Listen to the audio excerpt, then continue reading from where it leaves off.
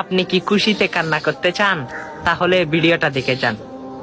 আল্লাহ বলে, হে বান্দা, তুই যতই নামাজ পড় আমি কবুল করব না, তুই যত সিজদা কর আমি কবুল করব না।